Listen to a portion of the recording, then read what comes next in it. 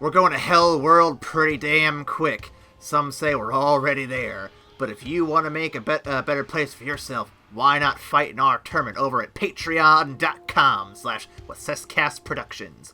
For less than the cost of training in the art of cold, you can support our shows.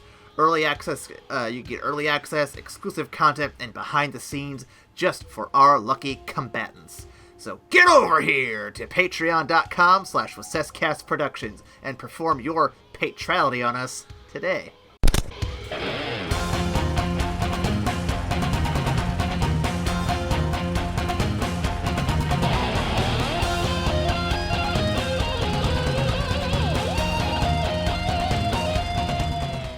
God once came down to us, and he told us we needed to save the world. I told him we weren't interested because we're playing violent video games. Welcome to the After Credits Cast, the only video game film podcast you can host yourself if you win a deadly martial arts competition. Any takers? I'll just give it to anyone who signs up, honestly. I am your host, AJ Wases Shao Kahn, and with me today I'm joined by Lord Raiden Metters, who is inexplicably your brother for some unknown reason. We don't find that out till the sequel, so shush. If you want to enjoy the fun exclusive episode of Mortal Kombat Annihilation, you can go to patreon.com/WhatSessCastProductions, and that'll be the patron release of April, actually, if I remember right. Yeah, April. And if you want to follow us on every other platform, there's Patreon, there's YouTube, Peepa, Apple Podcasts, Google Play, Stitcher, TuneIn, Podcast Addict, and several others. If you just Google them, you'll find them. They're out there somewhere. If you want us to be on other stuff, just let us know, and we'll try to get us there as soon as we can. I just don't know what y'all want to listen to. Spotify, the other one, there's other ones out there. I know Spotify, iHeartRadio's another one. I don't know how to get on that one. I'll have to look into that a little bit. But you tell me what you want, and I will try to get it. Within reason. No promises. Ryan, if they want to email us those requests, where can they email those to? They can email those to Get Over Here! Excuse me. That's evacstation@gmail.com. Indeed. Ryan, I think everyone kind of already has the idea of what we're doing this week, so why don't we just jump on in to the movie for the week. Today we press start for 1995's Mortal Kombat! Mortal Kombat!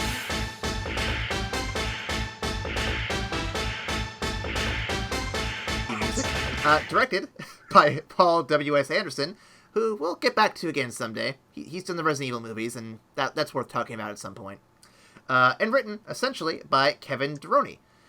This film has a worldwide gross of $122,195,000, which is nearly 7 times its budget. That ain't bad. Yeah, that's not bad. That's not bad. I think so many people were just jazzed at seeing a live-action Mortal Kombat that they're like, I will go see it, even if it's bad. Well, especially if the costumes weren't egregiously bad. They actually looked pretty decent for the most part. There are some good points about this movie that we're definitely going to hit. Yeah. The cast includes Talisa Soto, Trevor Goddard, Chris Casamassa, Francois Petit, Bridget Wilson-Sampris, Kari Hiroyuki Tagawa, Lyndon Ashby, Robin Cho, and the whitest Asian god you've ever met, Christopher Lambert. I think you mean Connor McLeod. Sorry. Got your notes wrong. There was one win at the BMI Film and TV Awards for the film's music, because, hey, that Mortal Kombat music, right? Mm-hmm. With that, let's get to some fun facts. Yes, fun facts, spelled with a fucking K. We have a grand total of 3 of them. Sorry, had to point that out in the script.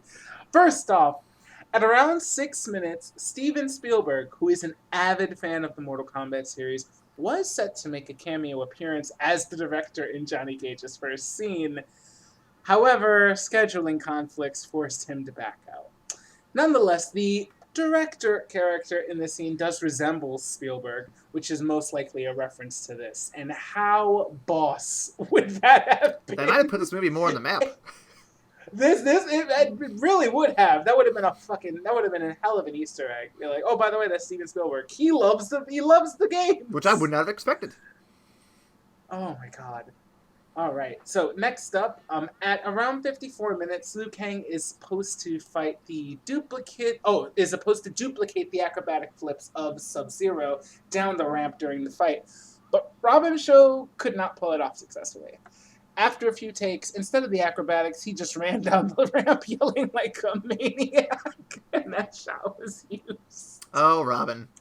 Oh, Robin. Which actually surprises the hell out of me because he's good, man. He's real good. Yeah, but Sub-Zero's just a little bit better, man. To higher tier and all that. And he had to go on with a mask, man. We couldn't even see his face. I feel bad for the guy that played him, who was obviously an amazing martial artist, but he couldn't get the recognition. Anyway, the final fun fact we have for you today: director Paul W.S. Anderson credits Lambert for smoothing over his first job on a big movie. Lambert, a veteran of several Hollywood blockbusters, never got overwhelmed by the large scale of the production, and his laid-back attitude positively influenced the other, less experienced people on the set. Even Ed Boon, co-creator of the original video game, admitted that Lambert did a great job, despite not being Asian like the character's depiction in the game. Since Lambert was the most expensive actor on set, the production could only afford him for a few weeks of close-ups in an LA studio. A stand-in would have to be used for the wide shots filmed in Thailand. However, Lambert believed that the movie would be better if it was him all the time, so he came to Thailand for no extra charge. No doubt to the chagrin of his agents and managers.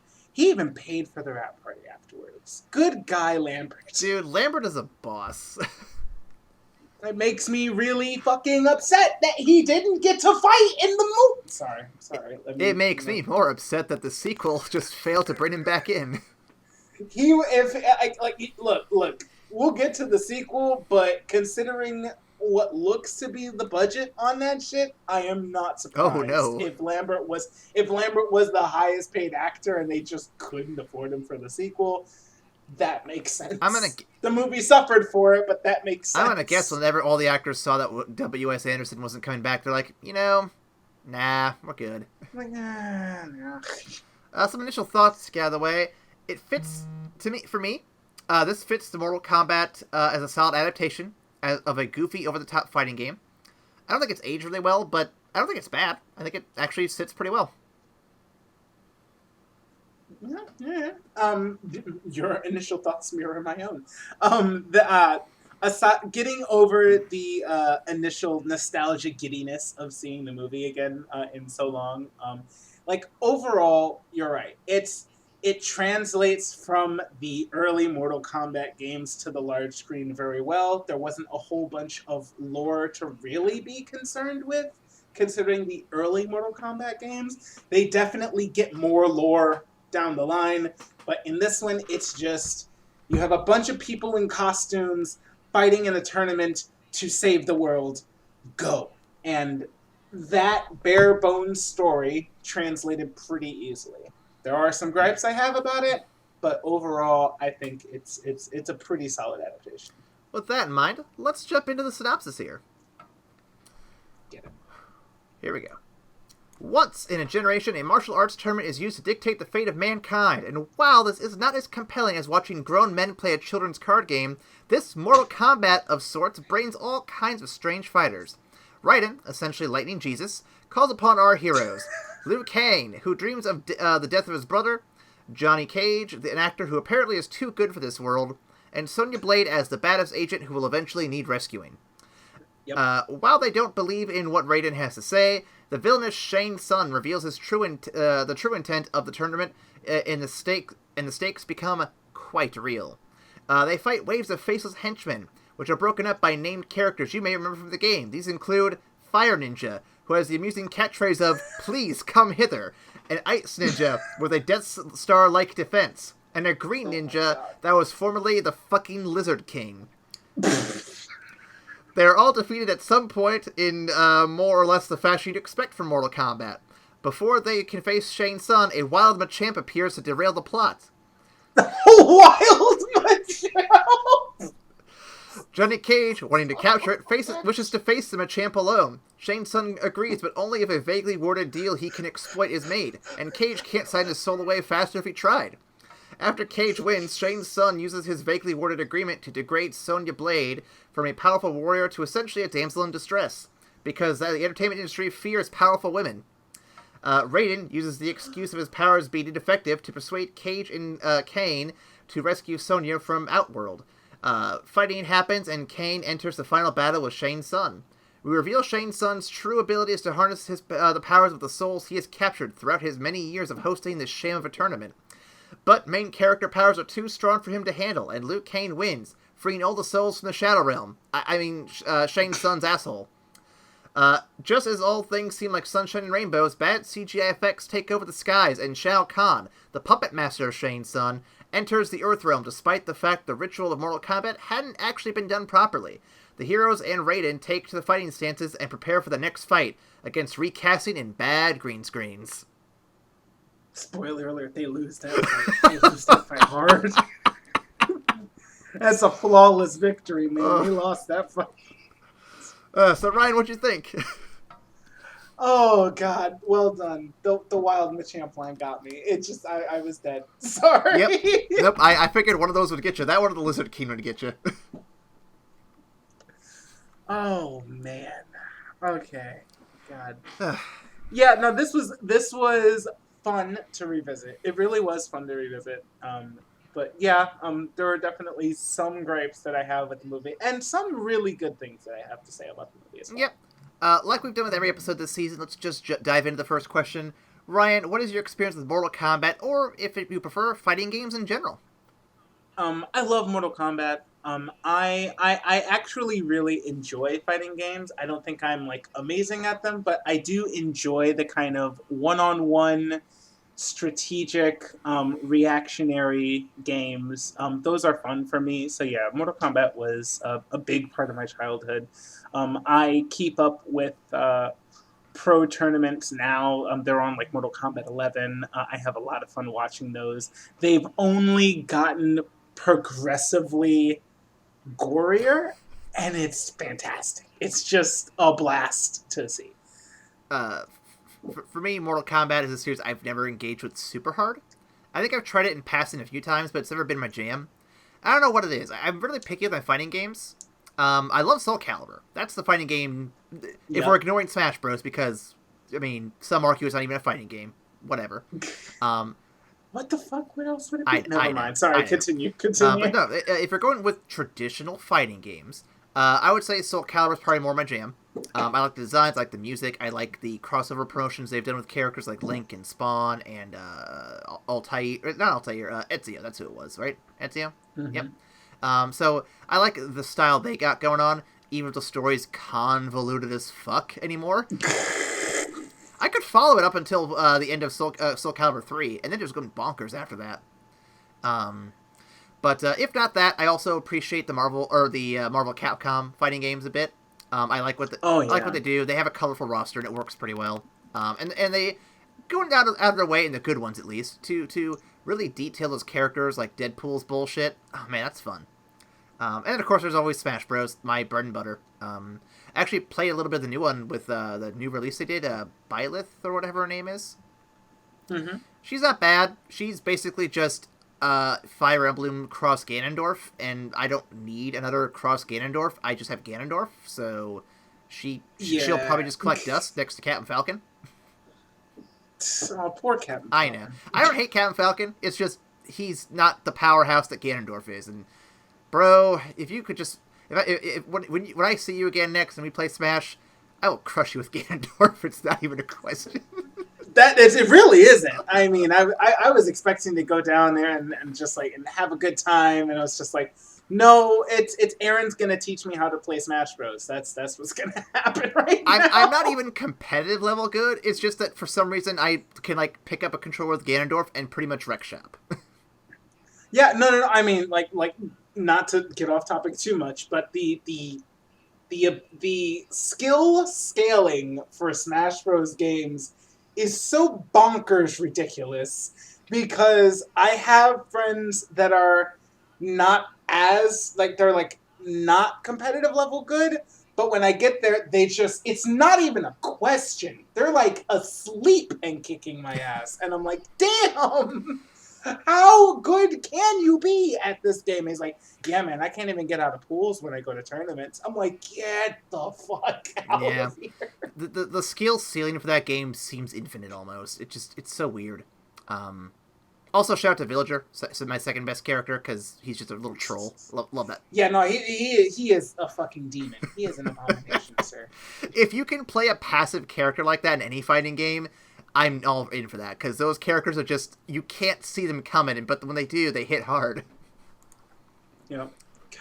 Anyway, so back to Mortal Kombat, the particular flavor of the day this week. Ryan, let's jump into this one.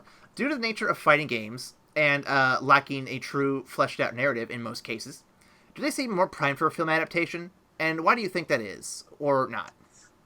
I mean, I would agree. I would agree with that sentiment. I mean, I mentioned earlier in my initial thoughts, like not having a whole bunch of lore that they had to adhere to when making the adaptation. It allowed them to take a little more liberties with the storytelling and make a bit of a more cohesive narrative that translated better to film. Trying to do that later on down the line with when Mortal Kombat actually gets established lore would have been harder. Mm-hmm. But with this one, all they had to do was really concern with themselves with capturing the feel of the characters and then saying, oh, by the way, this story is happening as well. Yeah, don't worry about it. So I would say in that regard, they did pretty well. The feel of the characters was pretty good. I think Robin Shou and the guy who played Shang Tsung were perfectly cast. They actually felt like Liu Kang and Shang Tsung. And fun fact, they got that actor to come back and do the voice acting for Shang Tsung in this latest Mortal Kombat. That's pretty sick. I like that. Yeah, because he has the most recognizable voice of Shang Tsung. So when they got him back, they're like, yes, that's him. That's him from the movie. So yeah, those two were spot on. I love Christopher Lambert, Connor McLeod. This is my guy. I'm very upset that you did not have the fucking Highlander fighting. Come on, guys. I mean, yes, they wrote some story rationale as to why a literal god couldn't fight on behalf of mortals, but still, it's Connor McLeod, man. It's Highlander. Let him fucking fight. I actually was really appreciative of Johnny Cage's character too. He definitely had the showboaty attitude going on. I think it worked pretty well. I think weren't they trying to go for a more Jean-Claude Van Damme sort of approach with that though? I think so. I think it was a little more towards Jean-Claude Van Damme, but I think it carried over quite well. Yeah. And they actually got somebody who could pull off the pretty boy prima donna actor type, but can also handle himself in a fight. Yep. As opposed to, unfortunately, Brigitte Nielsen, yeah, who can't fight at all. She looks gorgeous, and she had the stone cold badass facade down, but it's just okay, so she's supposed to be beating the shit out of 18 people at once, guys. What? I'm not gonna blame the character or the actress. I'm gonna blame the people writing the movie. But at the same time, though, this is the same director who gave us the Alice from Resident Evil, who is an unstoppable monster when you get down to it. So I don't know why that didn't carry over to this film at all. Unless, well, I guess Resident Evil came out after this, so maybe he hadn't gotten that far into his writing style yet. Yeah. Plus, I can also see backroom Hollywood bullshit happening where they're okay, you have to have a really pretty blonde that we can sell the sex angle on, and it the proof is in the pudding where you give her one actual fight against Kano, which was not great. And then she just becomes a damsel in distress, exactly like you said. Like her hair is taken down and blown out. She's in kind of skimpy clothing. She's chained up. I'm just like, this is a U.S. Army general, guys. This is like the head of the special forces for the planet, guys. No, I guarantee you, had he been allowed to cast Mila Jovovich for Sonya Blade, that wouldn't have happened. Keep in mind, Mila Jovovich is also like 17 at this point. Fair. That's fair. She's like 17. I kind of forget time and years. Cagliostro. It's weird. Shit's wonky. It's weird. Yeah, no, she was very, very young when this movie came out. She is not that much older than us. So, yeah. Fun facts I didn't know today. Yeah, no, I think fighting games do have an opportunity to translate to film much more easily than, say, your typical video games. And say Mario Bros. Yeah. That being said, Ryan, I am aware that there are adaptations of Dead or Alive, and Tekken, I think, has an animated one, maybe. There's another one. There's several Street Fighter attempts. Damn it, we should have done Street Fighter! We should have, but Ryan. Next season. There will be more seasons. There will be more. Oh my god, I just completely remembered that Jean-Claude Van Damme was coked out as Guile. I just remembered this. Oh, trust me, we'll get there. Oh no. Okay, I'm sorry. Back to topic. But I think the opportunity is there. I think if Nintendo ever wanted to do a Smash Bros. Movie, the audience would be there for it. You make your Mario movie, you make your Zelda movie, you make your Pokemon movie, and have them plant seeds for an Avengers-style Super Smash Bros. Movie. People would be there for it. I guarantee it. I don't know. Ryan, you underestimate the power of Nintendo. If you have a quality Mario and a quality Zelda and a quality Pokemon movie, those are great lead-ins to a Smash Bros. Movie. Okay, you have to have an Iron Man level opening, though. You have to have something that completely proves completely provides your proof of concept. If you can give me one Nintendo movie that's like, holy shit, this was amazing, I'll buy the Nintendo Avengers. I'll buy that. But that's a big sell. That's a big sell. It is, and we've seen many people fail to pull that off.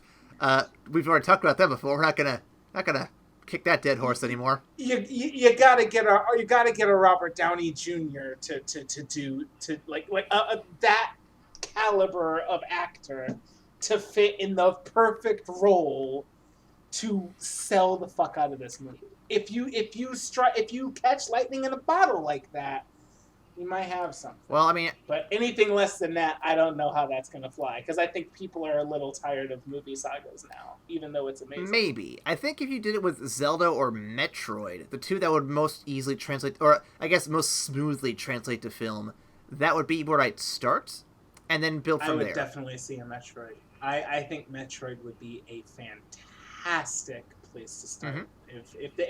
If Nintendo was going to get serious about movies, I think Metroid would absolutely be the place to start. Mm-hmm. I think Zelda would be more popular and thus easier to pull off that way, but I think Metroid as a story and as a world would definitely feel more at home in a film, for sure. Yeah. Okay. Then I would compromise and say you start out with Zelda, because a lot of people know that, and then you bring out Metroid as your Guardians of the Galaxy, your property that definitely has longevity to it and is really got its roots like dug for it, but not a whole bunch of people are familiar with. So then you get to catch a new crowd with it. I could see that.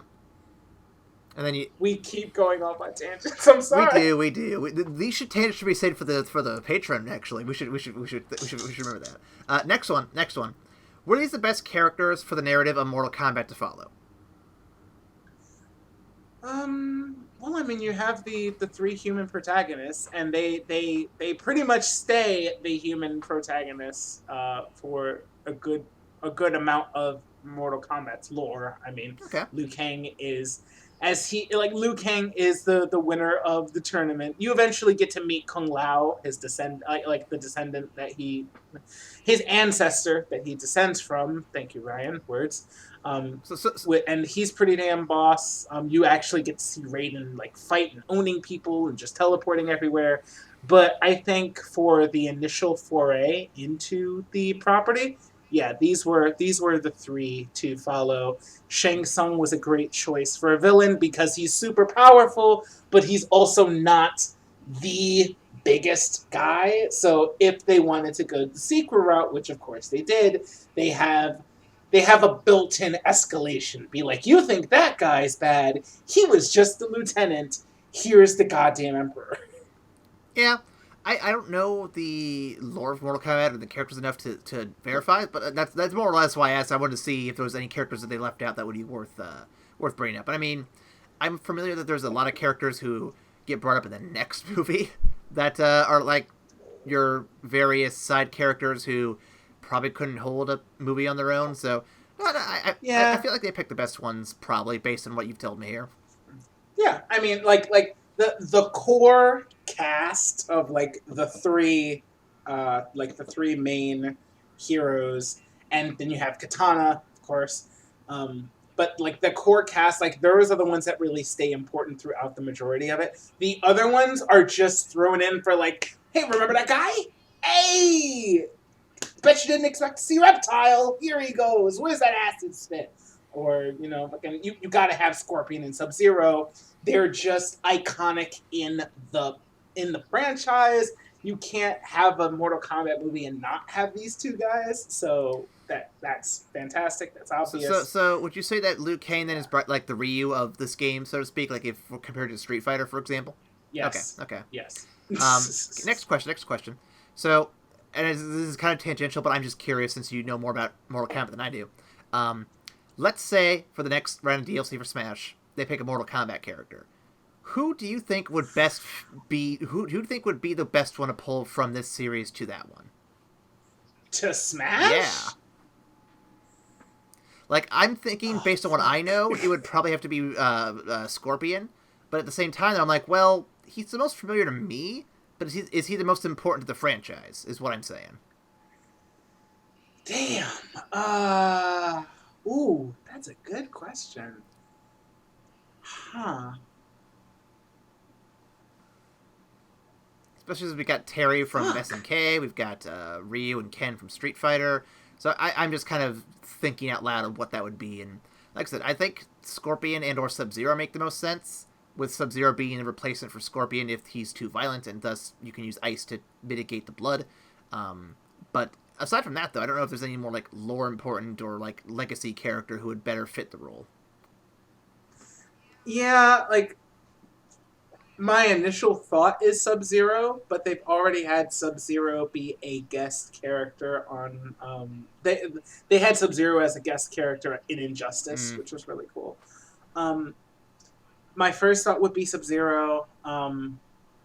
Scorpion, I feel, is a little lacking in versatility, maybe. I mean, like I think there are a couple of things that are hella violent, but also would be hard to implement. Like he has a really fast teleport that teleports behind the person and just ganks them like nothing. Yeah. So I think that would be a little hard to implement in Smash. Maybe Raiden. Maybe.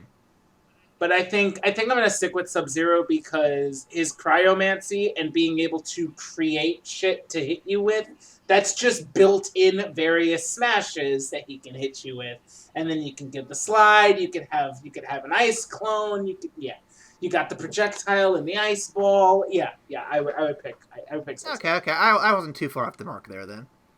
Okay, back to this. I like getting sidetracked, but that was something I've just been thinking about for a while. Why did Raiden sleep on this Mortal Kombat problem up to the 10th and final time needed to release Shao Kahn to the Earth Realm?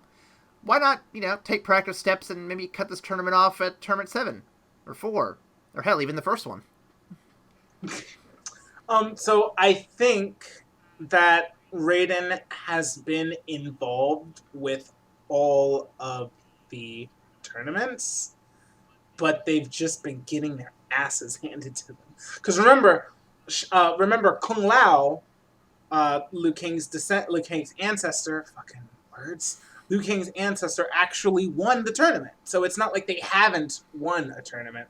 But this is the first time where they've won 9, where Outlands World won nine in a row. Gotcha. So they're like, okay, guys, like, seriously, we're about to lose. I need to put together the crack team, so let me find these guys. You need to put together that dream team. Where's Michael Jordan at?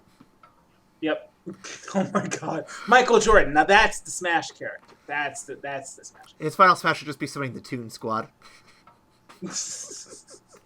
I was curious, but you make a good point. I mean, obviously they've won before. They've held this off before. It's not like the last, like, so they say once a generation. It's like what, maybe once every 100 years, give or take.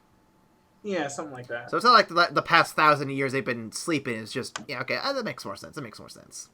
Yeah, I think they've just been getting their asses handed to them for like you hit a parabola, you hit a string of bad luck, and it's just like you need to walk away from the console, reset, just take a minute, just like get your mind right, then come back and play the last set. I think that's what happened. Were there too many characters on screen, or I should say, were there too many characters in the film for the screenplay to properly like juggle them, or were there too many different plot threads to keep this film from feeling a little convoluted? Because I feel like Sonya's plot line wraps up kind of quick, and then she just gets dragged into something else as, like we said already, the damsel in distress. So she just kind of is there then at that point. So I don't think there were too many plot lines that made everything convoluted. I think the storylines could have been written better. That's fair. That's fair. And I think that they definitely could have. I think they could have done more with Sonya Blade, but I think they were also limited by casting because Mia-san is pretty, but she can't fight. Guys, she's not a martial artist. So, like, you got a badass martial artist, and then you've got a pretty white boy who is also a pretty good martial artist that can sell Johnny Cage, and then you've got the really pretty blonde.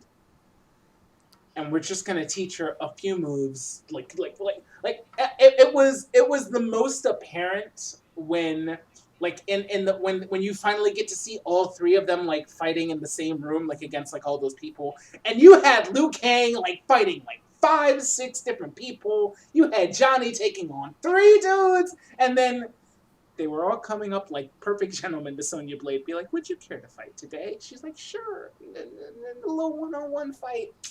I'm like, guys, she can't fight. Please. Why did you cast her as Sonya Blade if she can't fight? Come on, guys. So, in the inevitable reboot of this movie, because there's going to be a remake or reboot at some point, do you feel Ronda Rousey would be a good Sonya Blade? It's hilarious. Are you sure you don't know anything about the recent game? Because they actually got Ronda Rousey to voice Sonya Blade for the game. I was going to say, I think I remember hearing about that now that you mentioned it. I totally forgot. I'm like, sure, like this man is absolutely, like, he's fucking with me, right? No, sometimes. I know there's controversy around her and her various opinions. But, I mean, I think overall, I mean, she got the physicality down. She's got the look more or less down. I don't think it'd be a problem outside of that. Yeah, I mean, she's also did a bit of a stint. She's done a stint on WWE. So she's got a lot more, like, camera time and, like, kind of acting, like, work in. I haven't seen her recent stuff on WWE, and I hear it's coming to a close. But I think she would be okay. I'd like to see a little more range out of her than just the I'm gonna glare at you and then beat the shit out of you until I decide to break your arm look that she gets on her face. But if she's progressed beyond that, then yeah, sure, I could see her as Sonya Blade. Gotcha. I'm trying to think of other like physical actresses who could do it. I mean, I'm not gonna throw Gal Gadot in the mix just because she's already committed to something else. I don't want to Yeah, I think she's got bigger things on her docket. Absolutely. I was trying to think of other names I'd throw in here, but I can't think. I'm not super good knowing about a lot of younger actors, more based on physical. I'm more familiar with like the older actors who've just been doing it for a long time. You know what I mean? Yeah, but I mean, for real, I think the thesis I have in regards to casting is pick people who can fight and don't worry so much about what they've been in the past. Like, you definitely want people with acting experience. You want them to be able to convey a good character, but the primary goal of a Mortal Kombat movie is to have amazing fight scenes. So, first and foremost, I want to have people who can kick ass and look natural when they're kicking ass, and then we'll worry about the other stuff. That's the priority for me, at least. So if you got a no name to do Sonya Blade, and she was like an amazing fighter, and then she received acting lessons and she didn't do it too bad, I would consider that a top 10 success. I'd say you can get away with an actor who doesn't know martial arts, but you have a very good like stunt team and a very good choreographer, coordinator, etc. I think it depends. It still depends on the actor, though. It does. You can have like an amazing choreographer, but the choreographer is not going to be able to do it on film. It's still going to have to be the actor that does it. And you can have an amazingly choreographed fight, but if the person going through it looks wooden in the midst of it, it's not going to look good. Oh no, I know. I'm just saying those help out a lot. Where if the actor isn't learned but can learn, those are all good to have. Yeah, that's fair. That's it. And you might luck out and get a brand new Keanu Reeves. You might luck out and get and find yourself a white boy to fight. I mean, that's just nuts. I mean, you might get another Liam Neeson. He did pretty good with Taken. He did great with Taken. I was surprised. He's an old man. Respect, but he's an old man. You just might. So yeah, you bring up a very valid point. There are people who we don't know as fighters and martial artists that can actually be coachable and learn how to make it look good, and we might be surprised. So yeah, okay, I'll give you that. We've already talked a little bit about this, but do you aside from maybe like studio heads being afraid of the idea, do you think there's any other reason why Sonya's character just kind of ate shit in the third act? Because she can't fight. I'm sorry. I think that's it. I think it's those two things. Yeah. It's like they're like, we need a pretty blonde in order to do this. Brigitte Nielsen's name was fairly big at this point in time. So they're like, we want some name recognition. We want a really pretty girl to put on the cover. You know, like, it'll be fine. And it's just like, well, she doesn't really look good in these fights. So we're like, okay, we'll resolve her Kano story, our sideline. We'll have her do the classic move where she does a handstand and grabs the person. Of course, she couldn't actually flip them over her head like she does in the game, but that's fine. And then we'll have her kill him, and then we'll be like, okay, you go be chained up for a while, and the guys will come save you. And that'll be all you have to do for the movie. Yeah, I get you. That all tracks for me here. I got one more question, and then I'll add. Then I'll get to the last one here. But so we get the three like various ninja characters. You get your Sub-Zero, you get your Scorpion, and you even get Reptile in there. How do you feel those guys are handled decently or not? So there's a good amount of lore behind Scorpion and Sub-Zero. Reptile, not so much, but what? Yeah, Reptile, not so much. But he's the best one, though. He's invisible. I would say for this movie and for the initial outing, they handled it well because they didn't they were already trying to streamline the plot that they were telling. They didn't have to go into the fact that Sub-Zero is actually Grandmaster of the Lin Kuei, like, School of Ninjas. They didn't have to go into the fact that there's a long-standing enmity with Scorpion, because Scorpion's whole family was actually murdered by the Lin Kuei, and Scorpion himself is actually a revenant that comes back from hell to actually extract revenge on the Lin Kuei. It's a whole bunch of stuff that's really cool, but it wasn't necessary for this movie. We just had to be like, oh shit, Sub-Zero! Or, oh shit, get over here! That's all we needed.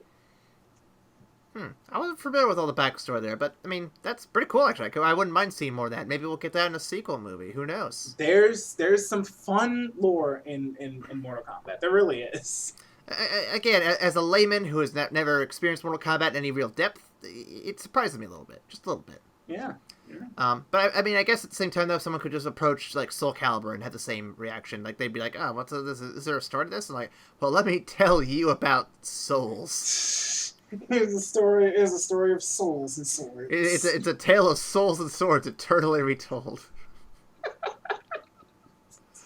Why did they choose not to showcase Shang Tsung's like copy powers until like the end, and build up to be a more significant threat at that point? Why do you think? I think from strictly a screenplay perspective, from strictly a plot perspective, Goro was touted as the champion of the tournament, and so Shang Tsung didn't really need to fight. But then they beat Goro, and he's like, God damn it, alright, fine, as a former champion, I'll just do this shit myself, and I'll challenge the weakest of you, and that's fine. I reserve the right to challenge whoever I wish. Shit. Is there like a crippled kid here I can beat up real quick? I'm reminded of the scene from Kung Fu Hustle where the guy's like, all right, I gotta pick people to fight, you. And he picks like the scrawny looking dude, and then he stands up and he's like fucking 6'12", and he's just like, nope, not you. The kid, you. And the kid like walks out and he's just fucking built like a small brick shit house. And I'm just like, he's like, no, wait. That's what I was just reminded of. That would be an amazing take on this scene. I would love to have seen that. The blonde who obviously can't fight. Yeah, come on. I'll fight you for the final fight. Then we find out she was totally hustling him the whole time. Yep. Now, if they managed to pull that one, I would have died. Like, oh shit! Wait, she does have moves? Goddamn! Show your moves. I think that's all I've got for questions. Ryan, is there anything else you want to address that we didn't really cover? No, I feel like we covered the majority of it. But like, this wasn't a super deep movie. No, not really. It was a fun adaptation. It was fun to relive like my feelings of 5-year-old Ryan, just getting giddy and seeing his video game characters on the silver screen. But yeah, no, I mean, at the end of the day, there wasn't a whole bunch to it. Well, with that, let's head over to the mail call. So, if you want to reach out to us, you can go to Tumblr, Twitter, or Facebook. Tell us who your favorite fighter or fighting game even is. We'd love to hear your conversations and go into that because, hey, maybe you're a Soul Calibur guy. Maybe you're a Tekken guy. Maybe you're what's that one? King of Fighters person. Or maybe you even like Mortal Kombat. Who knows? Who are King of Fighters people, really? Do they exist? They're down in Brazil, I think. Okay, yeah, that makes sense. That's in case they're popular down there. So yeah, if you have any of those, let us know. You can also reach out to us by email. Ryan, what is that email? That email is finish him. Ooh, shit. Sorry. That email is evacstation@gmail.com.